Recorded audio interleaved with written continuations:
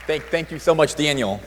So we're now going to invite up our panel of practitioners and experts, and we're also going to link up to some of our colleagues out in the field from Morocco, from Iraq, from Liberia, to spark and start this global discussion. Now we're going to ask you all to weigh in with your thoughts, your questions, and also your tweets that this is our era.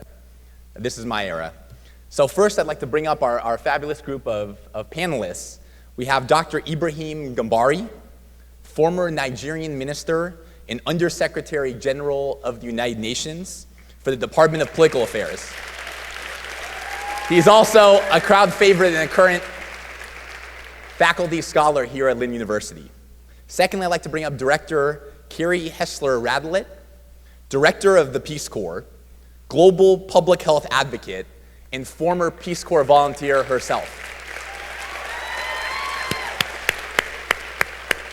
And thirdly, I'd like to bring up President Jackie Jenkins Scott, president of Wheelock College in Boston. Any Wheelock folks here? And also a leading public education and public health thinker and practitioner. She's got an incredibly distinguished career in Massachusetts before her current time at Wheelock. I'd also like to introduce, I think if we can get them on screen. Oh, fabulous. Wow, look at this. I'd like to introduce some colleagues overseas. Al Nasser Bella is a medical doctor and youth leader in Iraq. Nasser, with a tremendous story, and he's going to be able to weigh in and give a little sense of the situation currently in Iraq and tell a little bit about his story. I'd also like to introduce, from Morocco, Sana Afouiz. Hi, everyone. We'll hopefully get Sana back, but I think she can at least hear us. Sana is a youth leader from Morocco that focuses on climate change and global women's empowerment issues. And thirdly, I'd like to welcome Mac Nelson, our colleague from Monrovia, Liberia.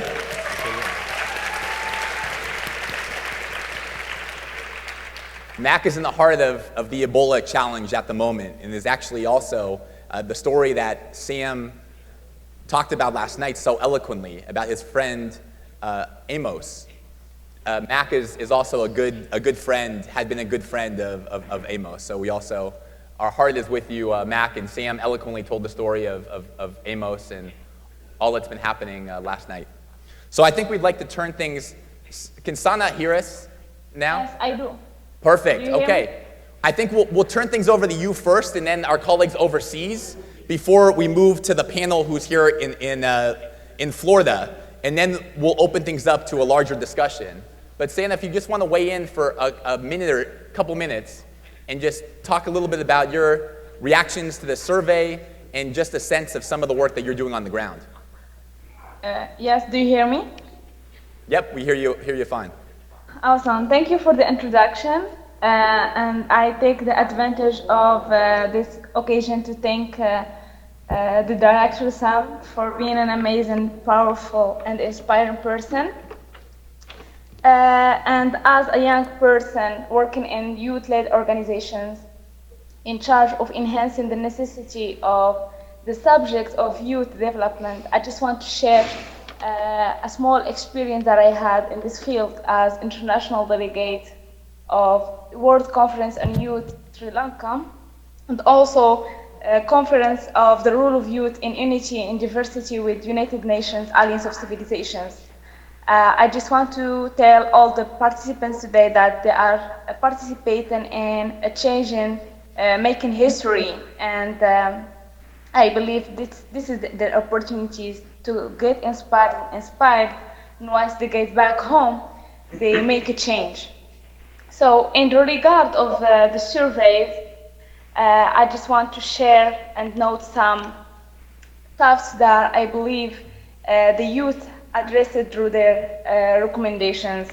The youth, they tell us that they need a better educational system in their countries. They want to ensure to be provided by opportunities that will let their voices to be heard by leaders of the world. They want empowerment chances, a better health systems, and to get engaged in the political dialogue and taking part of decision-making processes. They want an atmosphere where equality is guaranteed without feeling less important, whether it concerns sex, ethnics, or color. Through the surveys, I just only can say that this generation is aware about their needs and their rights and their ideas, but they want a dialogue with their leaders, country's leaders, in order to implement those things. And financial opportunities is something important in order to support their ideas and projects. And this is something I face as a person. We always have great projects, but at the end we don't have the support from the government of our countries, which block our chances to make a change. So this is the word that those participants want. I believe there is nothing about youth without youth. So I just want to point out that it is important and urgent need of effectively implementing all these needs through plans, mechanisms, programs at all levels, including the role of the United Nations in guiding the country's leaders in taking into considerations those needs, intergovernmental processes, and youth programs of international organizations. Countries' leaders need to use mathematical approach between the needs of their societies for a better development and the actual young people's capabilities and opportunities. I believe that the current generation is worse than it was 20 years before. There is an urgent need for action in order to address youth crisis in all levels. Thanks, Sana. We must keep those objectives of improving the political, economical, and social situation from one generation to another. So I believe we should not take a step back. We need to go forward. Change should start from within, now or never. So I only encourage all those young people participating in this event to come back, when they come back to their countries, to think and try their best to make change in their communities. Thank you so much. Thank you, Sana.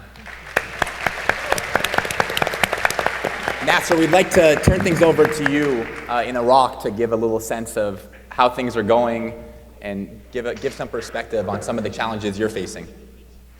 Thank you very much for having me over. I want first to give it up for the people at Millennium Campus Network and the colleagues and associates who made this survey possible. I'm going to share a bit about the youth issues in my country. A very quick look. It's actually two small stories. First one, before 2 months ago, you know, Iraq is undergoing an offensive by ISIL terrorists attacking the country right now. So 2 months ago, I was embedded with the Iraqi forces in areas of conflict as a medical doctor to support and provide health services to the soldiers and people affected by violence. I saw that almost 80 to 90% of the volunteer doctors and personnel who were there were actually youth, and that actually moved me. That actually made me realize that the movement, the way to correct things start with youth. This is on one hand. On the other hand, about 3 weeks to 4 weeks ago, I went to the Iraqi Ministry of Youth. All the personnel were 50, 60 years old and even older. That is to say, on those two very unbalanced situations, youth are actually volunteering to provide services to the country, protecting lives, saving people. On the other hand, government that is preoccupied with major issues but not concerning youth. That is to say, even the Ministry of Youth itself have the personnel, all of them are not youth. That is, these two objects made me realize that there is a bit of a gap between the political process in my country, in my region, as MENA region, Middle East region, and in the current situation. So what I'm trying to say is that I saw the results of the youth survey, and I can only say that I was very, very much believing that I will see these results. For example, one of the results said about under 25% of the non-governmental organizations received their actual annual budgets or need. This is actually news of grave importance. As you can see that in my community at least, youth are mainly mobilized by non-governmental organizations. And if these NGOs did not meet their annual budget, for example, did not meet their goals, we as youth, we do not have to do, we can't do anything anymore. You understand me? And for that reason, for that sole reason, I also would like to emphasize on the recommendations that were given by the youth survey, basically, and most importantly, the platform, the online platform, as well as the recognition by the political processes in our countries. Thank you. Thank you, Nasser. Nasser, you look like you just got off of work with your stethoscope, so thank you. Thank you doubly. I'm actually still at the hospital. It's in my room in the hospital. Thank you. Well, Mac, we'll turn to you in Monrovia to give a quick sense of the challenges currently in light of Ebola and other issues that you're dealing with on the ground in Liberia. Oh, okay. Thanks to the team all over there in Florida. This is a great opportunity. And the Ebola situation in Liberia is one of the worst epidemic ever in the health system. And we as Liberians, especially for the youth, this has been a very devastating time, traumatic experience for us. There was a point in time that the whole world turned their back on us, and like other African countries and other countries started closing the borders. And there was no way for travel and support, and everything got tense. The WHO and other international health institutions had to come on board and try to explain the situation of Ebola in Liberia. So we as young people across the world, those participants at the MCC and other young leaders, we need to stand up because today is Liberia. Few years from now, it will have been another country. And what would be the steps that young people would take to be able to curtail similar situations when it arises in the future? So, I mean, this is 2014 probably is a time of frustrating, a devastating time for the young people of Liberia. Right now, we have school supposed to open since September. Schools are closed. We are on a state of emergency, and there's curfew in the country. A lot of airlines are now flying to Monrovia, and it's like we are left alone. But despite all of these challenges, we are still kept our finger crossed. We've been engaging different stakeholders. The young people have been doing sensitization, awareness, and in our own week, we've been mustering our courage to. We can get past this, and we can survive this, and we will have a story to tell at the end of the day that despite the fact we had a bad epidemic Ebola in Liberia, but we fought the fight, and we were in collaboration with young people across the world who were able to stand up, for such cause. And we have people from different nations, coming to our rescue, and rallying those resources, and those materials, those protective gears that we need, to fight this epidemic. So this is not just an issue of Ebola is in Monrovia, it's in Liberia, so that the young people in Liberia, this is a global health crisis. This is the time that we as young people across the world must stand up for issues like this, issues such as education, health issues. So this is a very interesting time for me to have this opportunity to speak on this very, very great and important platform. I'm excited. Thanks to the MCN team, but to all those participants at the MCC today, think how can everyone put together, combine the fight against the Ebola, not just in Liberia, but in West Africa, or what if another country in the coming months come up with Ebola? What steps can the young people take to address this issue? These should be some of the issues we should be looking at as youth leaders across the world in solving some of these critical national worldwide problems that occur, in times as these that are very, very unpredictable. Thank you. Thank you. Mac, that's powerful, powerful stuff. And I think you've got an audience here and other colleagues around the globe who are ready to help in that fight and find ways to really push youth voices to assist in any way possible.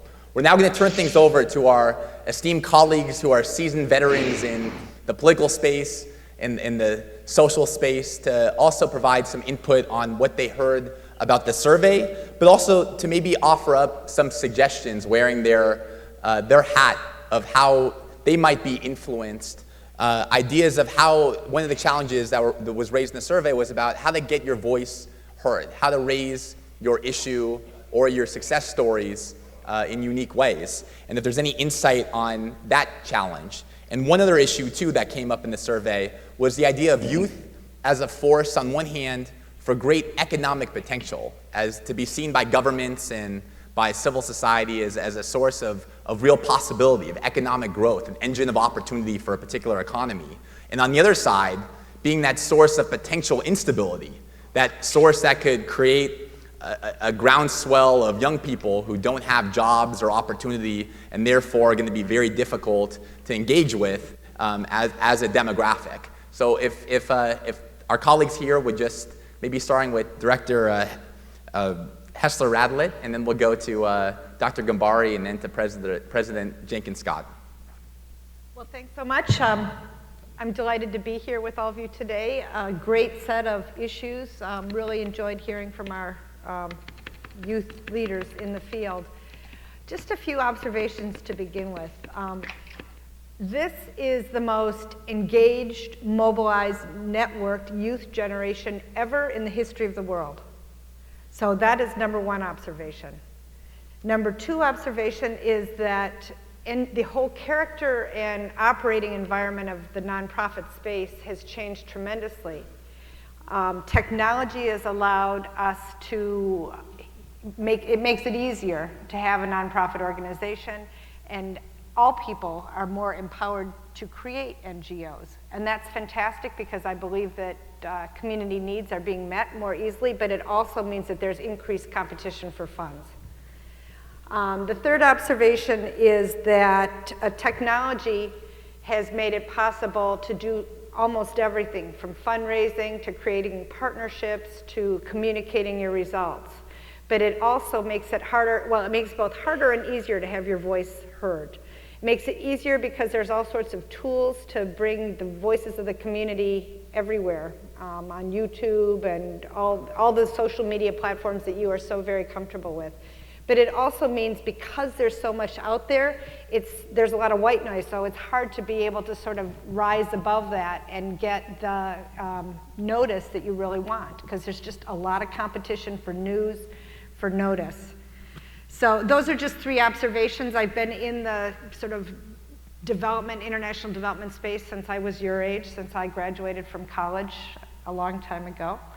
Another thing I would just add is I heard what Nasir was saying about the Ministry of Youth. He goes to the Ministry of Youth. Everybody's over the age of 60. I'm conscious of the fact that we're also over the age of 50 at least up here on the stage. But I also think that speaks to the fact that youth organizations also need to partner with, at least to have some older people who can provide the life skills and the solid skills, frankly, that are needed to start an NGO and get it up and running.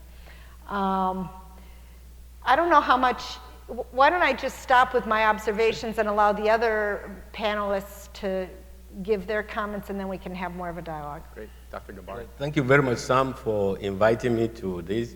Congratulations for a job very well done. Thanks, Andy. I was in the United Nations as an Under-Secretary General in the year 2000 when the Millennium Development Goals were adopted unanimously by all the countries in the world. Now, at that time, 2015 seems a long way away. Now, next year will be 2015, and there will have to be an evaluation of the success or failure of the Millennium Development Goals. And my position is that assessment cannot be made, and it will not be judged to be successful unless the African situation is very much factored. And that's why I want to talk very briefly about the role of youths and the youth challenges in the African continent. Let me give you some figures. Africa is the only continent today with a significant growing youth population. by the year 2035, Africa's labor force will be greater than that of China. So really, it is in the interest of Africa, not just in the interest of youth, in the interest of Africa's security, Africa's development, that there should be programs for youth empowerment and youth participation in the social, economic, and political space in the continent. Now, in March this year, I was privileged to be a delegate at a national conference in Nigeria, 492 members, to try to fix the problem of Nigeria, because we realized that wherever Africa is going positively, Nigeria will probably get there first. So it's really important that Nigeria gets it right. That's why on Ebola, just as a digression, Nigeria is now Ebola-free. And some people even suggest that the US might want to send people to Nigeria to find out how they've managed to contain the Ebola epidemic. That's the first we hear that somebody in this country will say, go to an African country to find out how they have dealt with the Ebola crisis. So the biggest recommendation of this national conference was youth unemployment, how to deal with it, because almost 60% of the youth in Nigeria are unemployed. That's extremely bad, because not only one, is it undermining the human capital development, but also providing a pool for young people to do bad things. Child soldiers, militants in the Niger Delta, Boko Haram. So really, it's very important to address this now. But the youth cannot just be passive. They have to be active. Employment in the past, in my time, depended on the government, But now you have youths starting their own businesses. So what they need is an enabling environment for them to be able to create jobs for themselves and for others. So the issue of youth unemployment is a real concern. It really affects the stability of Africa and the progress of Africa, because the narrative that used to be to define Africa was that it's a terrible continent, unemployment, poverty, disease. But Africa is the fastest growing region in the world. Some of the fastest rising economies of the world are actually in Africa. So how not to bring that back, how to address take the challenge that lies in the hands of the youths, but also in the hands of the elders, who must provide the environment for the youth to grow, not only for their benefit, but for the benefit of their respective countries and Africa as a whole. Let me stop here. Great. Thank you.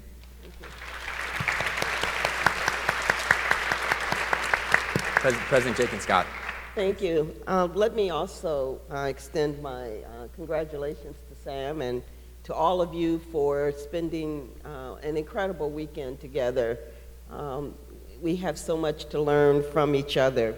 I very much appreciated that the survey was completed.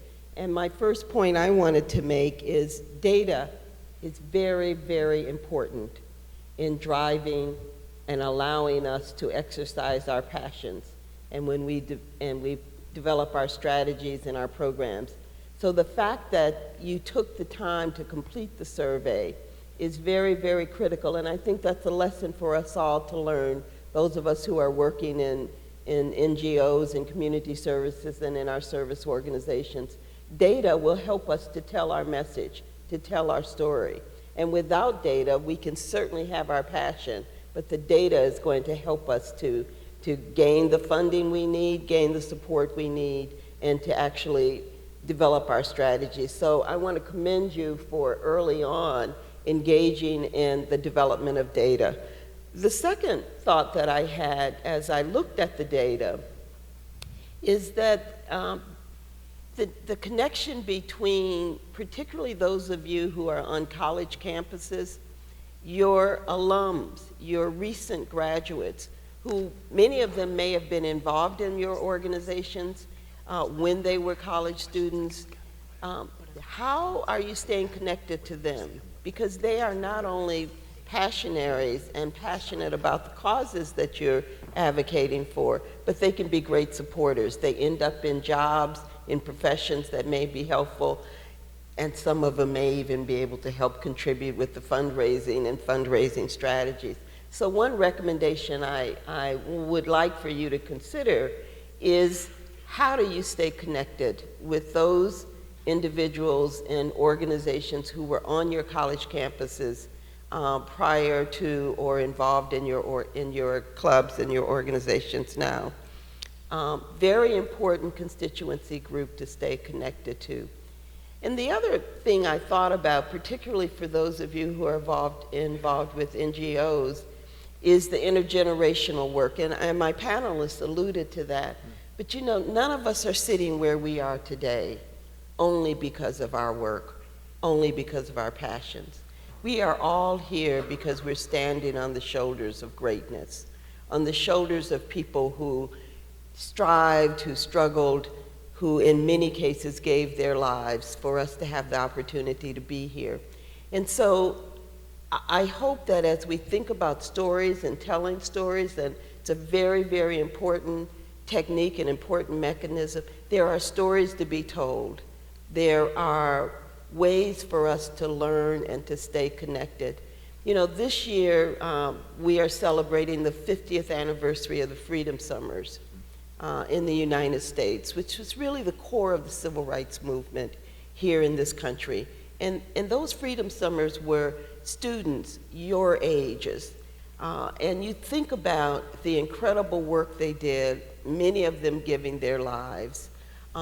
Without what we have today, the incredible use of technology, and there are lessons for us to learn.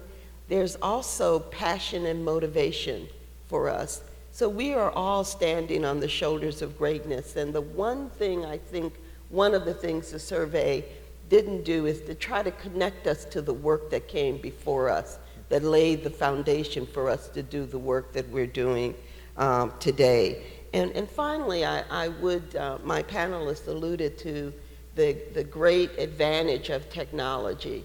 And technology is a great advantage, but technology does not take the place of our human endeavor, our human passion, our human commitment. And so if we can combine that with data, with passion, with connecting to those that came before us, I think we have a great platform for going forward. That's great. Anybody else?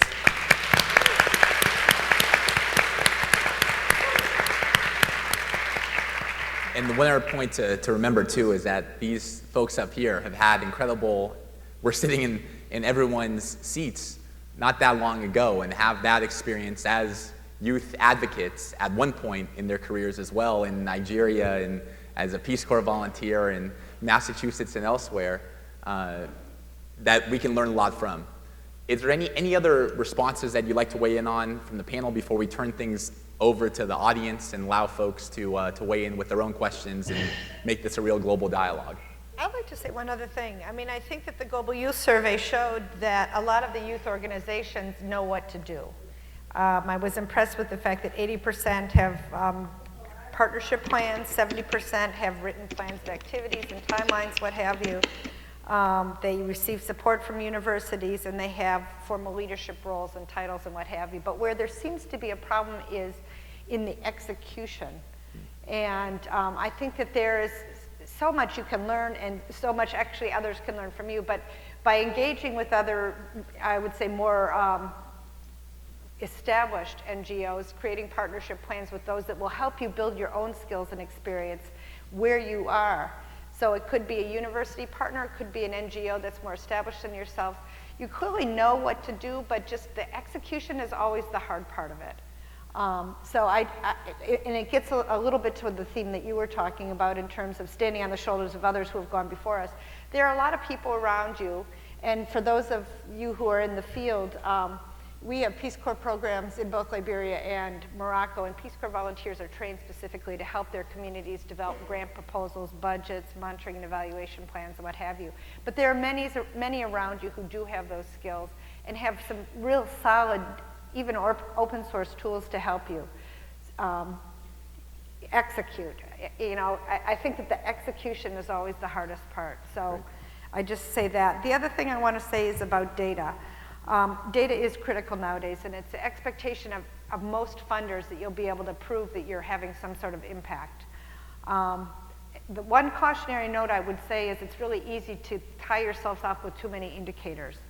And I liked actually the fact that the tool that Abigail has developed is relatively simple, because one of the biggest problems of NGOs that I've seen is that they put so much emphasis on data collection that they aren't able to really use it in any reasonable way. And so I would just say, simple, figure out what you really need to measure, and then develop a plan for getting that information. And then one more thing related to this previous comment is that we have a saying at Peace Corps that stories will win you hearts, data will win you money, but you need both. The stories are what capture people's attention. It's what they'll remember. You can give it a half an hour speech and present a lot of data and then tell one story, and they'll remember the story. So stories are critically important. If you listen to the news on any given day, it's all about the human interest. But if you want to get resources, you've got to have data to support it. So having data that links to your stories is critically important. And you know that. I mean, I've just been so incredibly impressed by what I've seen from all of the youth leaders that I've encountered at this conference, and last year's conference as well, because I was there as well. And but I just urge you to have both, because you really do need both. Great. And relationships matter. Relationships matter more than anything. And that is true here, and it's true in every developing country. How you get ahead is by working with people who trust you, because when it comes to opportunity, people will always go with a known quantity.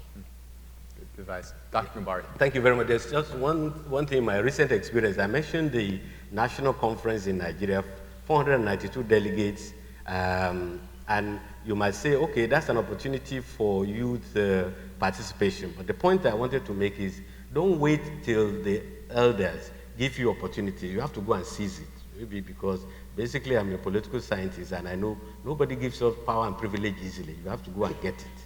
So, and I'm very impressed by the fact that at the closure of this conference, it lasted 5 months, every day for 5 months, to try to fix Nigeria. The most articulate voices in the group were the youths and the women. And for me, these are really the two engines of development and growth in the continent, not only in Nigeria, but in the continent. And guess what? To close the conference, to give the closing address, it was the youngest member of the national conference that was chosen unanimously because of the kind of impact that they made in the conference. So go for it, particularly in the developing country. Don't wait until opportunity for participation goes your way, particularly in the sphere, in the political field. You have to go and get it. Thank you. Yeah. All right, folks, this time we're going to allow people who are interested in asking questions to come up to the microphones. While folks are starting to move to the mics, we have one question that we'll start on from Twitter. #ThisIsMyEra, if folks want to weigh in. And it's directed to Mac. And it's a question from Ariella that says, what roles can youth play in the Ebola epidemic right now? Great, that's a nice question. The roles that youth can play is to mobilize those materials or the resources that we can use and, to curtail the situation, because Ebola is a weak virus that needs a lot of preventive measures, and a lot of preventive equipments are being used to do that. So if rules can come out with materials or resources that we can use for such venture, that would be one of the roles that you can play to be able to curtail the situation in Monrovia, Freetown, and Conakry, and other countries that are coming up with symptoms of Ebola. Thanks. Thank you, Mac. Anybody else want to weigh in on thoughts? Okay, we'll go to the next question. And I'd ask the folks just introduce themselves very quickly, where you're coming from and your name before asking your question. Thanks. Please.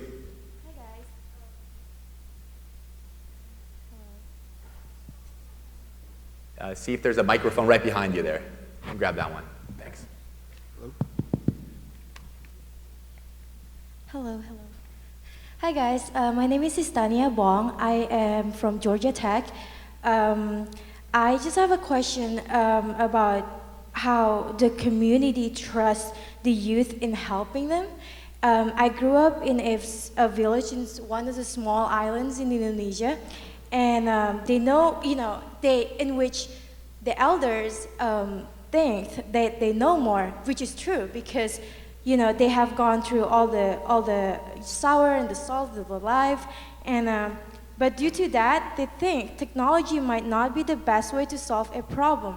And I was just, I was just curious, how would you approach them with the conviction, but still involving them in the process? I think that's a great, great question and a great comment. One of the things that I think elders many want, they want to learn from you too. They want to hear your thoughts, even about things like technology. So there's always an opportunity for this dialogue, this dance, this give and take, especially if it's done respectfully. It's a challenge sometimes because I'm counting myself with you all, even though I have all this gray hair up here. we may be a little younger in our thinking and not quite as patient as we'd like to be. But I think the continuous dialogue and opportunity for dialogue and the opportunity to both to learn and to grow and to teach and to learn. You know, Maya Angelou has a wonderful, said something very wonderful, which is that we are all teachers. We are all teachers, and we all have something to give. But sometimes we're reluctant to engage, or we may not have the patience that it takes to go through the listening part of it and the learning part of it, and then the opportunity for us to teach. So I'm not saying it's easy, but it is very much worth the try, because the more we understand that our past has informed our present, and the two of them, the past and the present, is what's going to help us create the future that we need to create, and that's bringing them into that process. Well, communities, particularly rural communities in Africa, is full of very wise men and women. And some of the wisdom of the rural community leaders in the African experience is that the best conservative is somebody who actually embraces change. But the kind of change and technology that will be embraced are those that they can see also immediate benefit. Let me just use one example: cell phones. You cannot imagine the tremendous impact that cell phones have made on the lives of cattle rearers, nomadic people, meat sellers in the market women in Africa, and small farmers, how they have seen the increase in their productivity and profit by just having access to the cell phone. So the technologies that can impact positively and quickly will find more acceptance. Then they will say, okay, if that can happen because we're able to embrace cell phone, and then the next stage is computers, is amazing what kind of gain you can make. And that's the opportunity to teach, because they learn from the young people how to program. Absolutely. Come and fix the television, the computers. And because fixing your dialogue. Absolutely. They even contribute money in the community to get one television set, and then people come around and they're the youth. And then in that opportunity, and that, the youth can then pass some messages to the elders, which they would otherwise not have been able to do, while it not been possible to assemble the communities around a particular technological, equipment, or as it were. Yeah. Did you say you're from Indonesia? Selamat pagi, saya baru kembali dari Indonesia 1 minggu yang lalu. I just told her that I just said good morning. I just returned from Indonesia a week ago. I think you're right. Technology provides a wonderful opportunity for young people to actually mentor up their older allies. Indonesia is the most internet-connected nation on earth. There are more Facebook users and more Twitter users in Indonesia than any other country in the world. So there's a tremendous opportunity there. I do think that that what's really important is creating allies. And I just came back from Indonesia where we have a growing Peace Corps program, and our program is entirely in the schools. And so I visited a whole bunch of schools in Indonesia, and I saw amazing collaboration between the students and the teachers and the communities there. And I just think there's a lot of opportunity for working with those adults who have already affinity with young people and maybe understand needs a little bit greater, to help them translate the needs to others who may not have that connection. But I just want to second what my colleague said here. AARP has this amazing program called Mentor Up, which really involves taking folks your age, helping older people to connect with technology in new ways. So I think the key is just identifying a win-win situation for both of you. You have a need that they can fill, and they have a need that you can fill, and somehow finding that connection and working it makes a difference. It only takes one person, one good networked person to then be able to introduce you to other allies who can help you. And there also, I would say in Indonesia, but in all countries, there are some large organizations that can really help you. So I'm thinking about the Pramukas, which are the Scouts, or PPK, the gigantic women's association. If you can tap into some of these larger networks, that can really be very helpful as well. And network strategies, and you guys understand the power of network more than I ever did when I was your age, that's for sure. There's so much power in networks. And so if you can tap into those networks, that's a great way to start. Great. We're going to take a couple questions. We'll go here and then right behind. Hello. Thank you. My name is Kevin, and I'm a student at Stetson University and the president of the Oxfam Club. And I just realized that my question is more directed to the directors of MCN. But the question is, has MCN so far considered moving MCC or creating more MCCs around the world? Because millennials don't just live in the US, there's all over the world. So I'm wondering, is there attempts to have more international MCCs, for example, in Brazil or parts of Central America, Europe, Africa, Asia, Indonesia? Kevin, that's a great question. I think Sam's going to be coming on a little bit later to talk about next steps for MCN. I think it has some really exciting announcements in that regard. All right, thank you. Great question, though. Talk to Abigail, too. In the back. Hello. My name's Elaine Golden. I'm a student at the University of Miami. My question is in regards to what students who are interested in some area, they have a passion, whether they should start their own NGO from scratch or and then partner, or just work with an existing organization. I'm torn both ways because I think when people have really innovative ideas, it could be difficult to get them in an existing establishment. But also, if we're starting from scratch every single time, how many NGOs do we need that are building wells?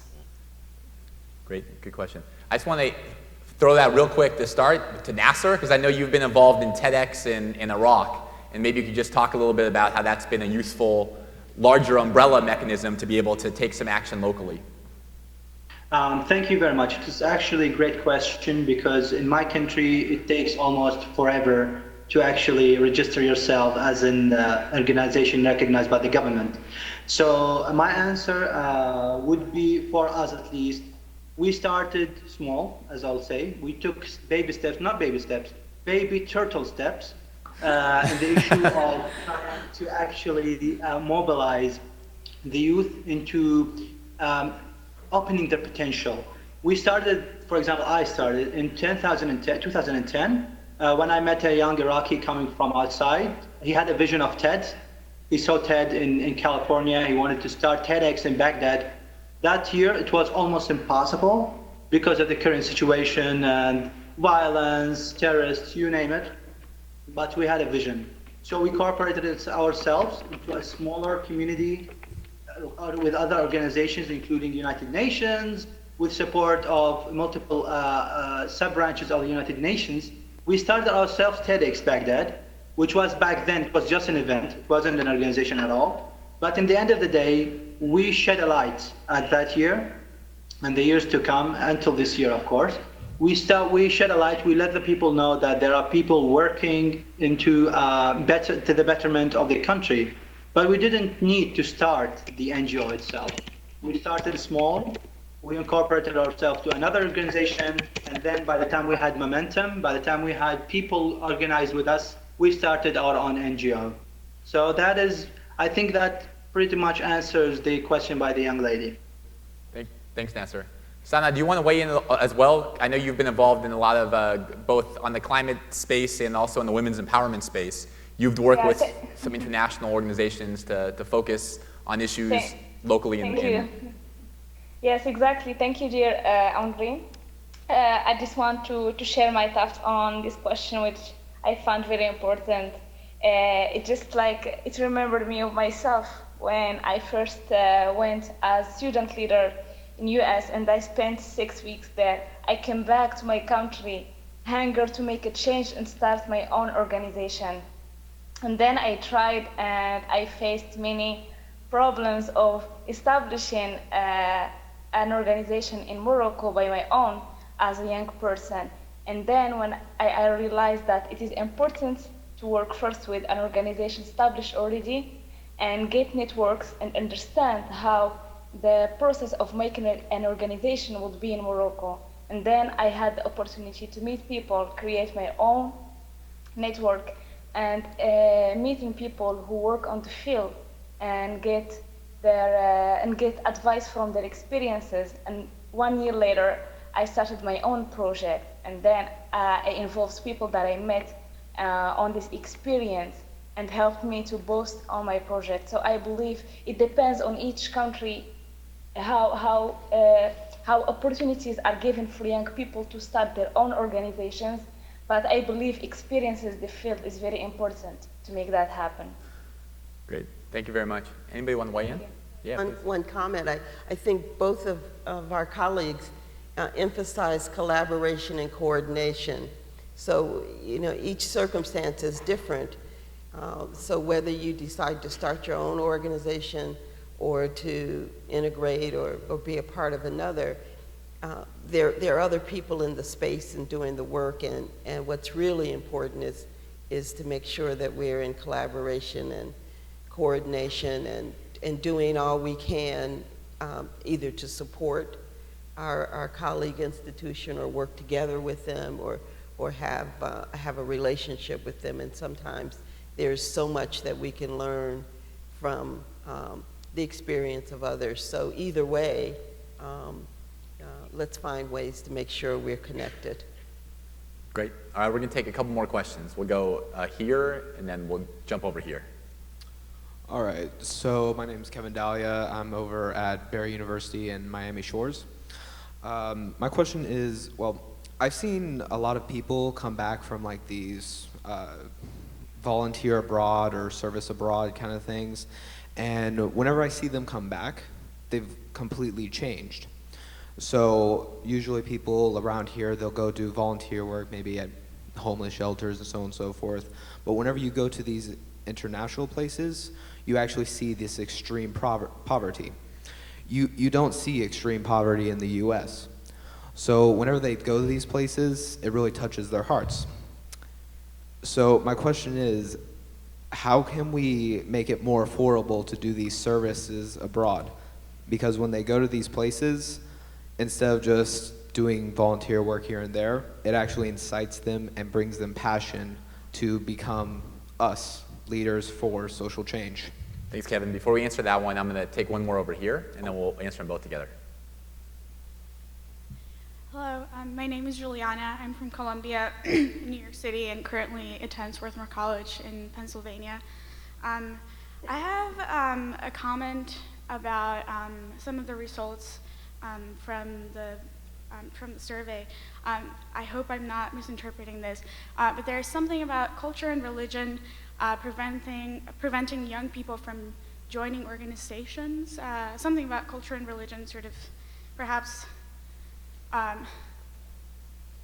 don't know, not being incorporated so much in these organizations, and it's a little confusing to me because youth organizations should be taking culture and religion into account, and it's a little more difficult to do that when we are going into communities that are foreign to us and that we need to learn about before working with. So this is very difficult to do, especially when it's youth projects that have a lot more resources and go abroad.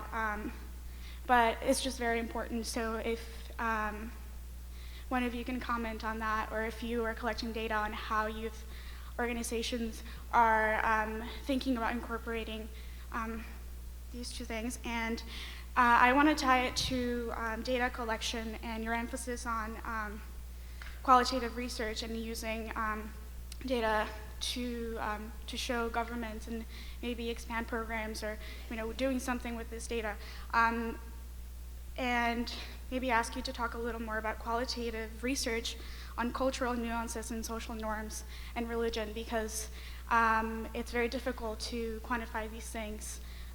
So how should qualitative research be incorporated as well? And great, that's perfect. Folks want to take a stab at the first or second question? Well, I have a great. Sorry. I was going to respond to the question about experiences, service learning trips abroad.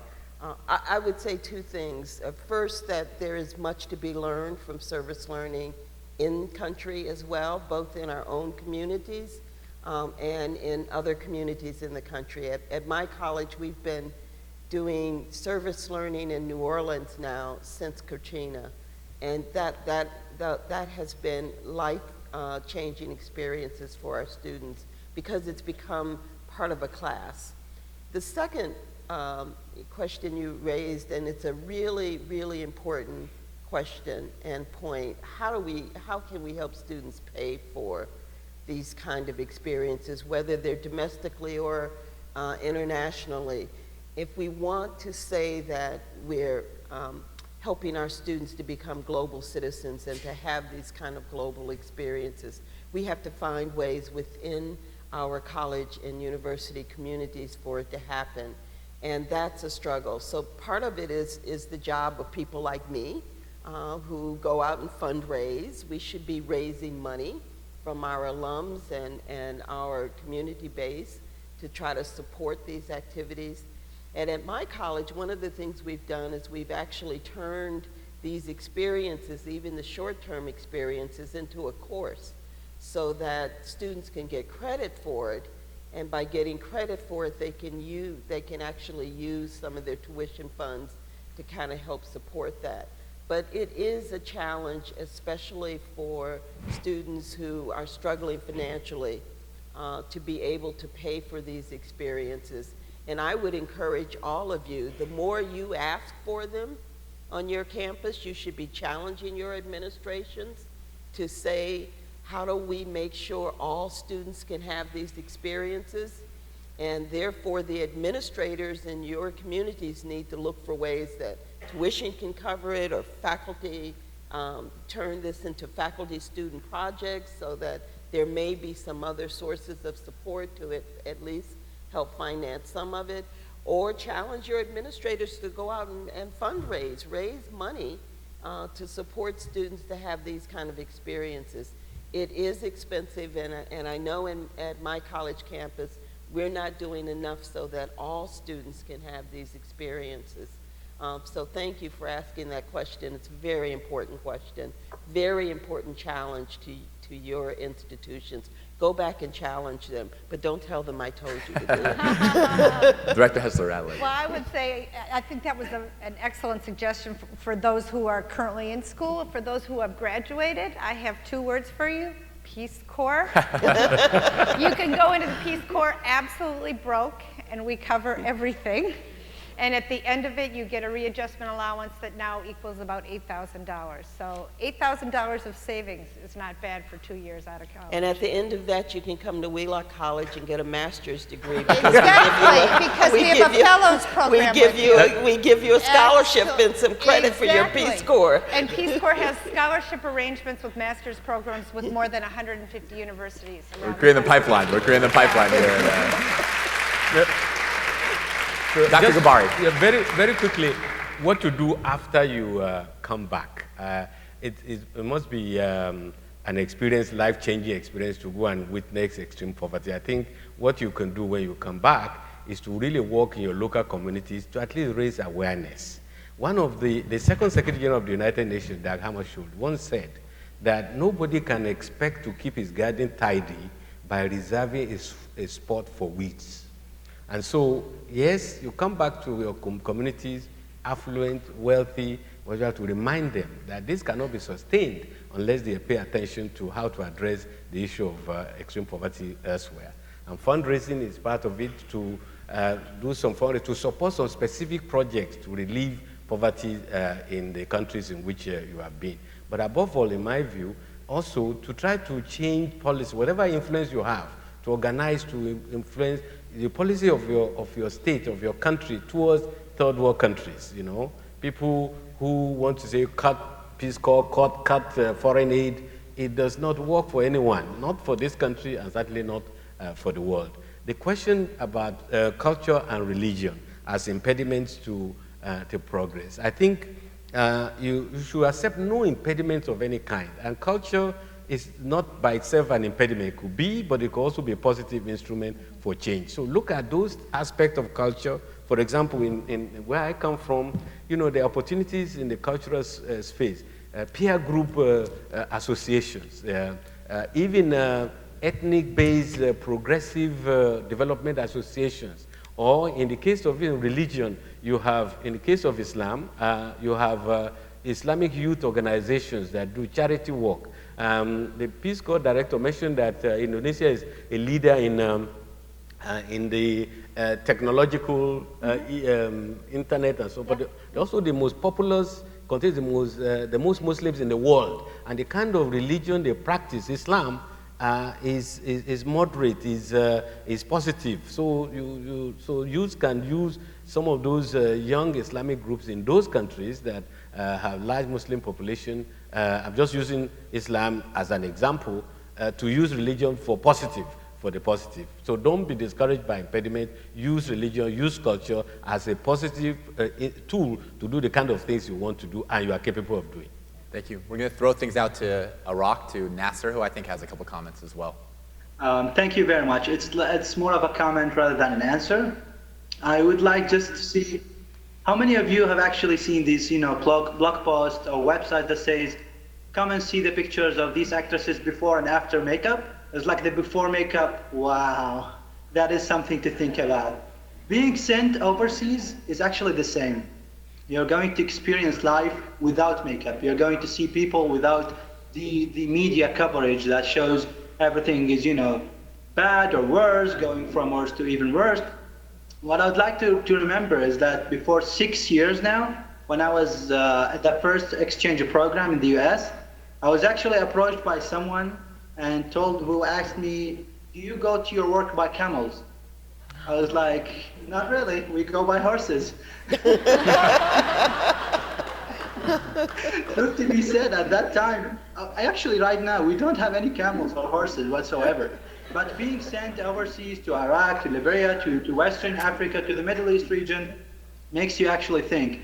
It gives you a lot of experience, it gives you a lot of insight. So I would really, really recommend incorporating more programs, especially for the US-based citizens and our colleagues there and students, to actually come and see the Middle East region and come and see Europe and come and see all the countries to have a best overseas experience. Thank you. Thanks, Nasser. Mac, do you want to weigh in at all about? Yeah, it's kind of crazy with the mentality in the U.S. and other countries. For example, people think that we in Africa we live with monkeys and stuff like that, but that's not how it is, right? We have opportunities like today I'm connected on the internet and you guys are looking at me. We have all of these here too. But what most important is that you take time off, leave your comfort zones, as we call it, and you take time off to Asia, Africa, Europe, and see what it is like on the ground, like getting your boots on the ground to know exactly how life is. Then when you see these kind of things, you appreciate what you have, and you appreciate also what you don't have. So, these are some of the issues that we as youth leaders should do.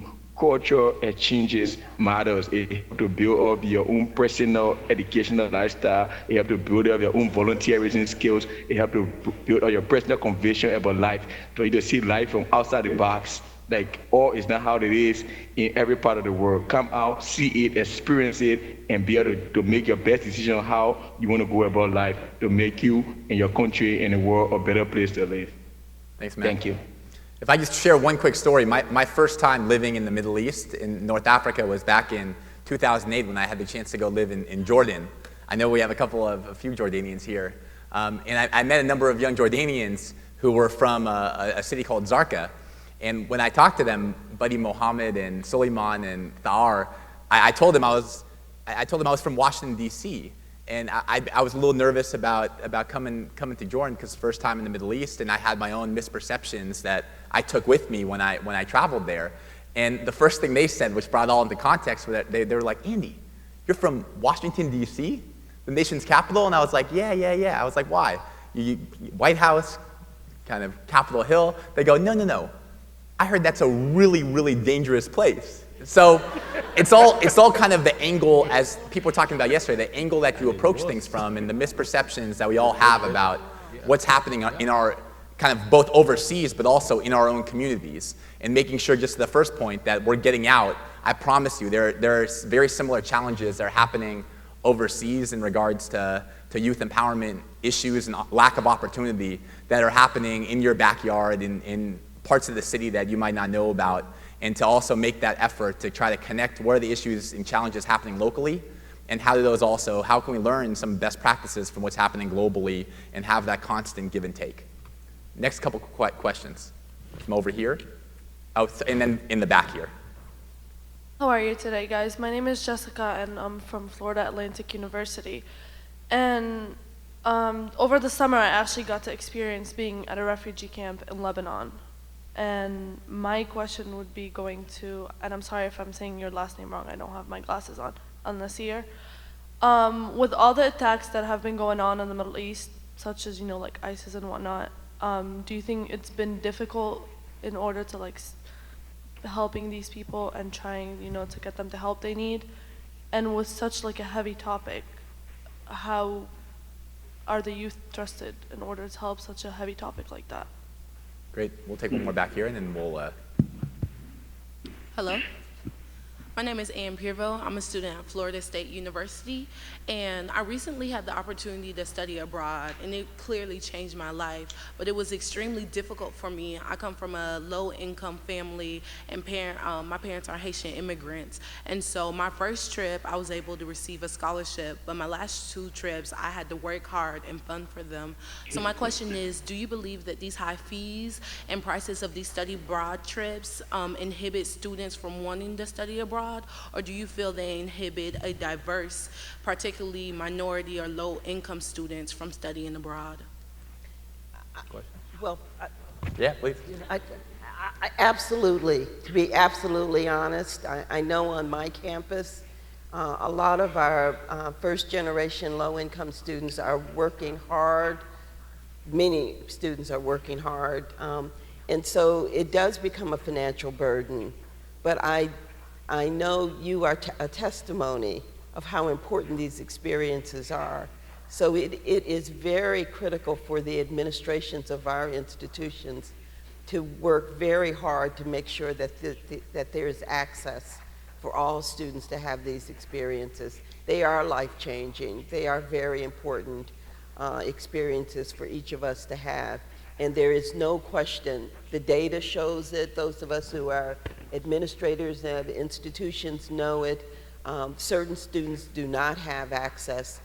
As I mentioned, we have a program that goes to New Orleans where students actually do work in New Orleans. It's very life-changing experiences for them.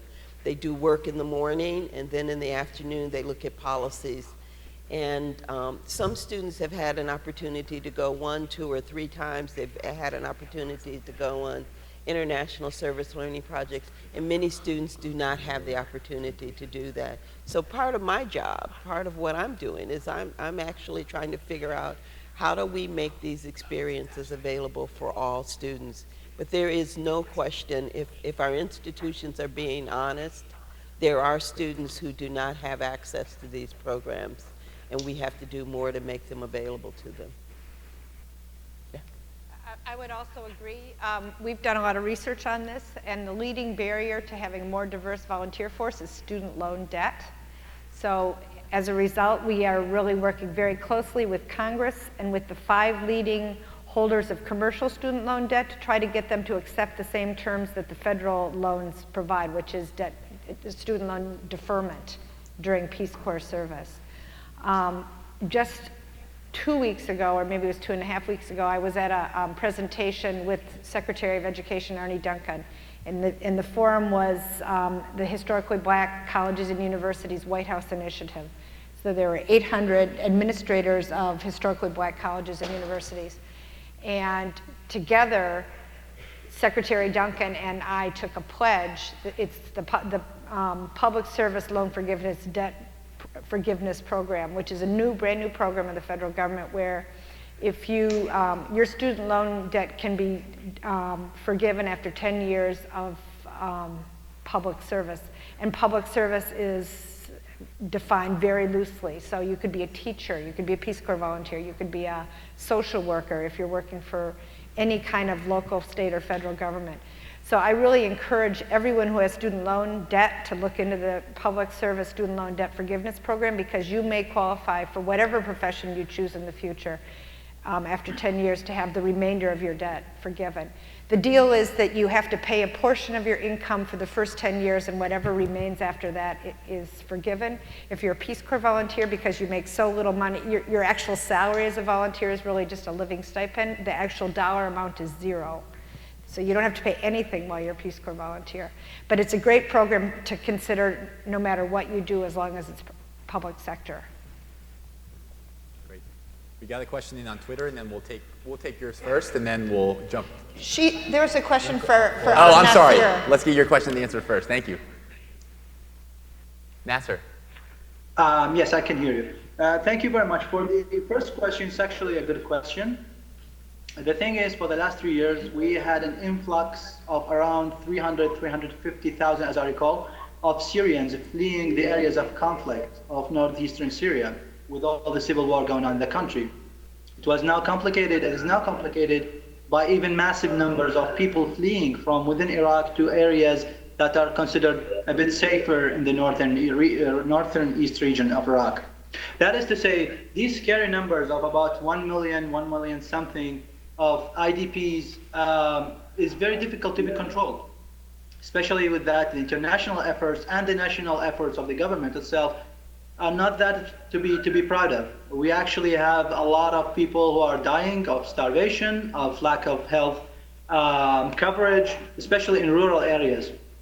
To add to that, to be complicated even more, the roads connecting the provinces that withheld these massive numbers of IDPs are actually cut and controlled by IS fighters, by the Islamic States and the Iraq and Levant fighters, or terrorists. That is to say, for example, about 2 months ago, I went to an area called Kalar. I had to go by an airplane, and then I had to drive myself just to reach that area, which is actually 1 hour away from me, but we can't go by car directly because of terrorists controlling the area. That is to say, we as youth, and even more generally NGOs in general, having a lot of problems into reaching these areas, into providing care, into providing social services and health services to those refugees. And to be exact and to be honest with you, we do not find a lot of support from the international community nor from our own governments. So what I would like to, just from all the youth here, everywhere, every person who can hear us, is just to actually recognize, is actually to mobilize the international community through their circles, through their relatives, people who know, acquaintances, through Facebook, Twitter. Just let the people know that there are people who are actually not only using weapons to fight, no, people who are actually helping others into living their own lives and to living their lives without the fear of being killed, and at the same time getting access to health services without the fear of being killed. Thank you. Thanks, Nasser. Please. Hi, everyone. Oh, okay, it's on. My name is Gabriella Lenz. I'm a student at the University of Miami. First and foremost, I just wanted to thank all of you on stage. It is such a humbling experience right now to be with so many people that are global game changers and really want to change this world in a sustainable way. I love all the points you guys are making with the data collection. I see it in the organization I work with, UAID, and you're right. You can't just collect data without the human connection. And I wanted to share a quote with everyone here today. I'm not going to tell you who it is until the end, but the quote is, "Not everything that can be counted counts, and not everything that counts can be counted." That was by Albert Einstein. So even a leading scientist can tell you that the human connection is so critical to all the work that we do. But the question that I actually have for all of you today is based on the result of your global survey. I wanted to address that point that you made, that if you really want to make sustainable, long-lasting change, it has to be done at the policy level. Thomas Frieden, the director of the CDC, has shown that in his health impact pyramid. If you're a physician, you only make an impact at the top, at the individual counseling level. If you really want to change the community you're working with, you need to make changes in policy. However, I can tell you, as national board member of an organization that's trying to do this, it can be very intimidating to get involved in that policy sphere. You don't want to lose your value, you don't want to lose your identity and be then molded into what the policymakers want of you. You want to maintain your mission, your value, your core. So my question is, how do you get involved at a national level in advocacy, in policy, without losing your mission, your values, and get molded into that system, but really bring something new to the table? And that also goes with fiscal sponsorship. If you're collaborating with other organizations, they tend to impose their agenda on you. If you're going to be fiscally sponsored, how do you then work under that frame? These are questions that we address with UAID, and I would love to hear your take on it because we are currently working through that right now. Great question. We'll take one more from over here. My name is Friska Buendara Hendra, and I go to school in Wichita State University in Kansas. And my question is, when it comes to different cultures, traditions, and beliefs, focusing on religions and political system, how do you facilitate and manage conflicts between the development and sustainability of your projects with the community you are affecting? And how do you build that trust? Okay. I think that, trust and confidence is the key. And it's amazing. When you come to a community, particularly a local community, my experience is that they know when you are sincere. They know when you are genuine. They will know when you are just looking at them as another set of experience or statistics in your efforts. So you have to be able to relate to them. You have to show something in your background, your experience, that can get you access, because you cannot influence change unless you have access. Let me give you a real life experience that I had. I was sent as a special representative for the United Nations Secretary General to go to Burma to try to make peace there. For 2.5 years, no UN envoy has been allowed to go to Burma, Myanmar. Now, and then I was sent there, an African, although an international civil servant, and I discovered very quickly that what I had to do to the senior generals who have kept Aung San Suu Kyi in detention for about 18 years is to develop trust and confidence, but without losing my mandate, without also not being accused of being coercive to the generals. So you know what I did? I told them, I said, look, I am an international civil servant, but I'm here as a Nigerian. I'm a Nigerian. And we have issues of human rights, we have issues of slow progress on democratization, but I have that experience. Maybe I can help you because I come from a similar background. And then, of course, they said, okay, yeah, sit down. This is somebody that seems to understand our situation, somebody who has. So you must make yourself relevant and tell them at the same time that, yes, I can help you as I help my own country move from being a pariah state in the United Nations, for example, to a respective member of the international community.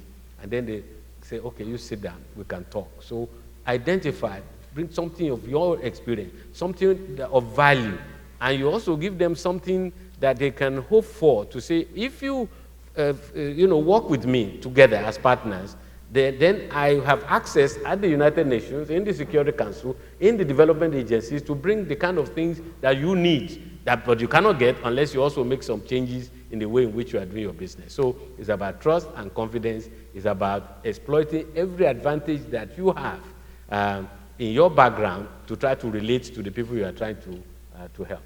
Great. Sana, I know you want to weigh in real quick, so floor is yours. I will answer the last question, which is very important. It is very important to understand the political, the economic, and the social context that you want to work on. I would just share a personal experience that I had when I first started working in women's issues. So I wanted to start a study in rural areas because by that time I worked on a project about empowering women in rural areas in Morocco. So I am a Muslim, I'm from Morocco, but I don't cover my hair. I have very long curly hair, but I don't cover it. So I went to the rural area, which is near to Imelshish in Morocco, and then I went to ask women and families about the issue. And then I've been called names, and people didn't open the door for me because the simple reason that I'm not covered. So I don't belong to the communities that they have.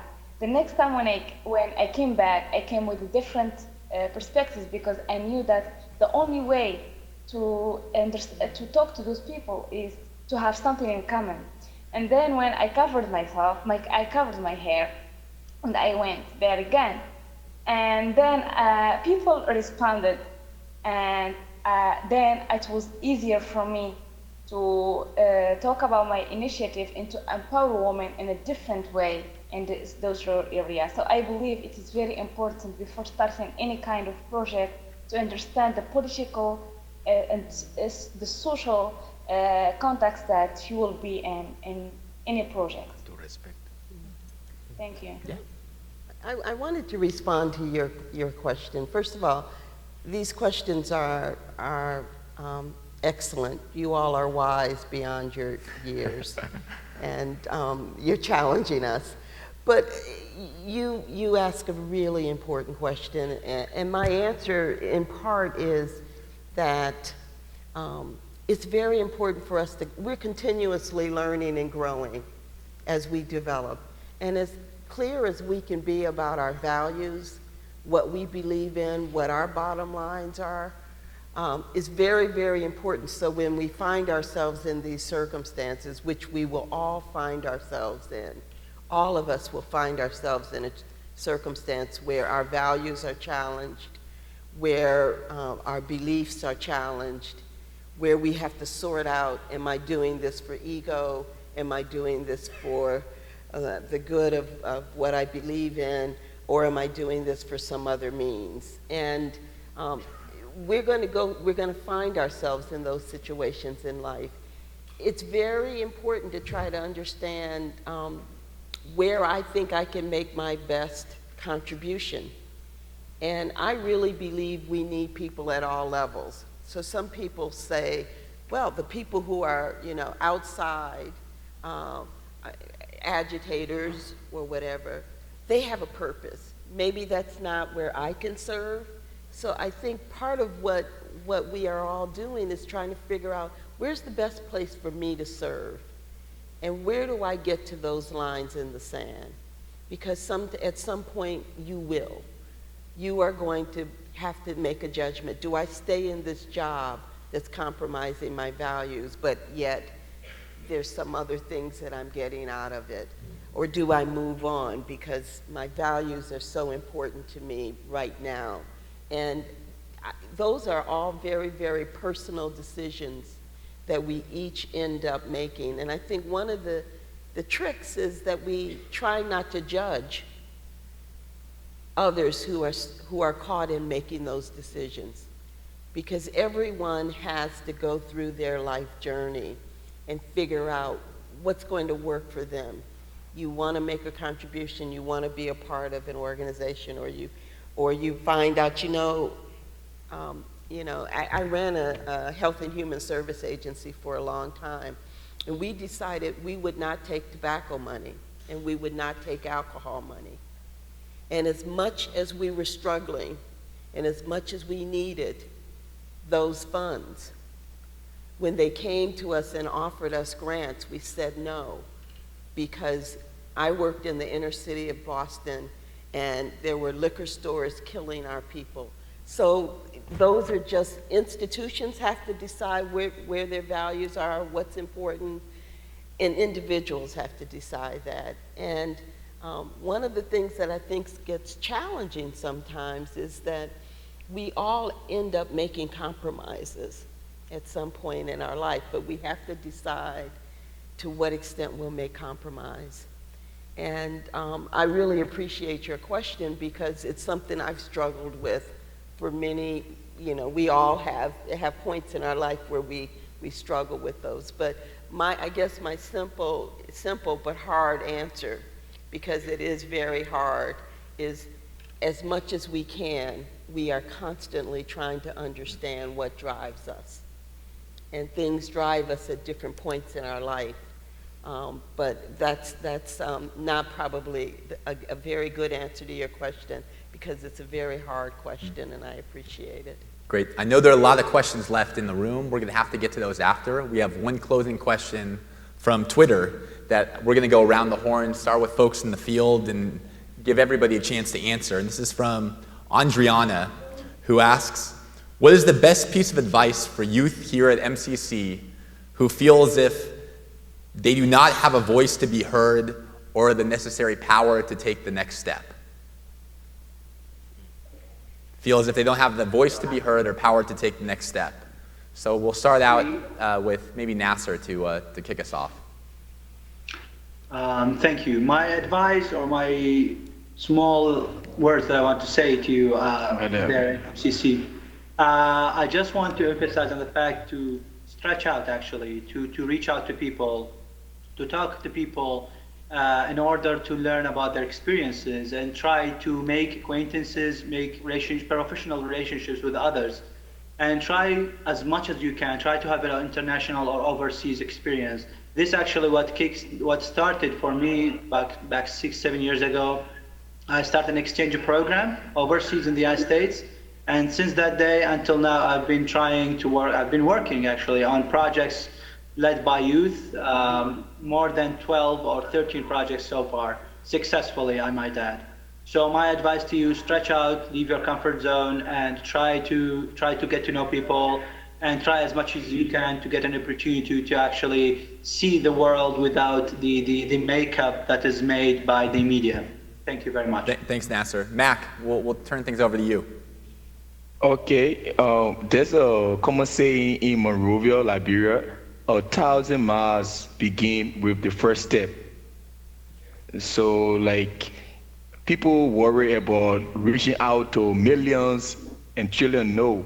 I mean, a single person can reach out to your little brother, your little sister, your closest friend, your classmate, your schoolmate, just that friend at the MCC that you can be able to reach out to and explain something to them that will make them to be of relevance.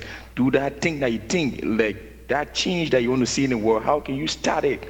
I mean, I'm all the way in Monrovia, a third world country, a country that is so backdrop with a lot of activities, but today I'm privileged to be on the platform with all of you guys who are the MCC and my partner in Iraq and Sana in Morocco, because we started a long time ago. There have been a fight that we've been on for a couple of years, and see where we are reaching today. So that step must start with the first person, the second person, the third person. Like, it's a part of you. It's like a journey that you cannot stop doing. It's like something that you when you sleep, you wake up. It's a part of you. You must take to that next level. So when you continue to do that, you see yourself finding the referral people, the networks that you need to get aligned to, and at the end of the day, you see yourself on a bigger platform that you have never imagined. I mean, and these are some of the strides some of us are going through, and these are the opportunities that we are getting on a daily basis. So keep your head up high.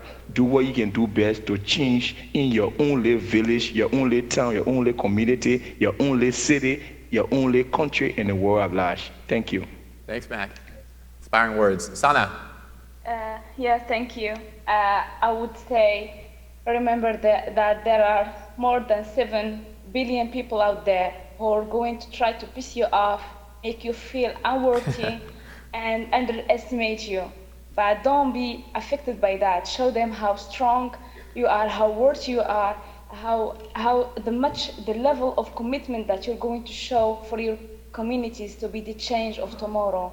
and show love for your communities and your countries, because our countries need us. The change starts from within.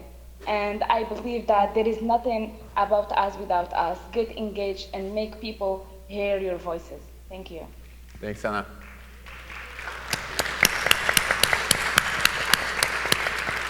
Director Hessler-Radlett, you want to start? I think my advice is not so different from Nasir's, which is I really think joining with others, there's power in community. But I challenge you, when you are with a group like this, find the person who looks most different from you and build a relationship with them. It's very easy, even when we're committed people who want to make global change, to group with people who look and think just like us. So the thing that I've learned most from is from reaching out to people who are very different from me. Because what I find is that the things that unite us are so much greater than the things that divide us, but also that there's so much I can learn from others. Well, yeah, I think we should give her a hand. The first thing, don't underestimate yourself. Don't. Yeah, that's good advice. Don't ever underestimate. You have some skills. If you don't have it, you can acquire it. And the second point is try to find out what is not being done in a community and needs to be done. So try to create some space for yourself, some area where you can make yourself not only valuable but even indispensable. And there are, and don't try to do everything. Find out a niche, build a niche for yourself, develop the skills that you need, but above all, and it cannot be overemphasized, networking, networking, networking. Thank you.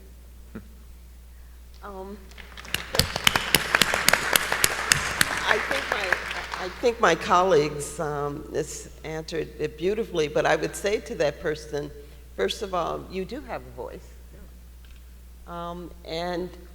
We all sometimes lack confidence.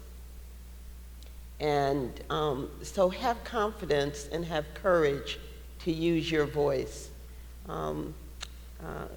Archbishop Desmond Tutu talks about Ubuntu beautifully, which is a way of life, a way of thinking, a South African way of thinking. And it says something basically, I can't be all I can be until you can be all you can be.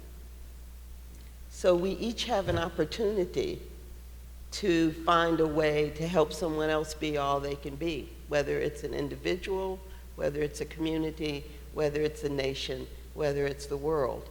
And that's our voice. That's our power. And nobody can take that away from us. So for the person who said, asked the question that he doesn't have a voice or she doesn't have a voice, you do have your voice. And I would simply say, find the courage and have the confidence to use it.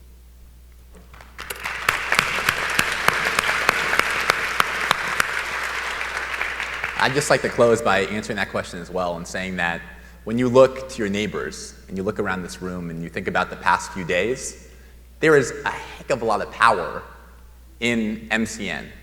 There's a heck of a lot of power in this room by itself. And the small things that each of us are working on that may seem small, some of them are incredibly large, they add up. You know the famous Bobby Kennedy quote about the ripples of hope that you send out through small successes, and the fact that they come together in a global context with Nasir and Mac and Sana and other parts of the globe and youth counterparts who are doing amazing things overseas. And they create something much bigger than any one of our smaller organizations. They create something real meaningful and transformative. So my ask of you all, and thinking of next steps, is how can you and your organization, what do you have to offer? What are the particular skill sets and resources that you can bring to the table? And who can you work with to expand power? The idea of power is all about combining. The more you can combine with others is the greater ability to create real meaningful change. So thinking about how you can pool those talents, how you can pool those organizations, how you can connect with colleagues overseas in different parts of the globe to have even greater effect, how to inspire one another to be that cheerleader when things are going well or when you need that extra push, and really thinking about how we can transform the world for the better, while also solving some of these challenging situations of today, ISIL in Iraq, Ebola in Liberia, and a whole host of other issues. So thank you again for all the time. This is hopefully the start of a larger conversation. Thank you again to the State Department colleagues in the Bureau of International Information Programs and the Bureau of Education and Cultural Affairs for helping to make this happen technically. Thank you so much to our colleagues. One more big round of applause for Nasser, Mac, and Sana. One more huge round of applause for our panelists. Director Hessler, Radlett, Dr. Gambari, President Jenkins Scott. And the biggest round of applause, turn around, look at the folks next to you, because that's really the standing ovation.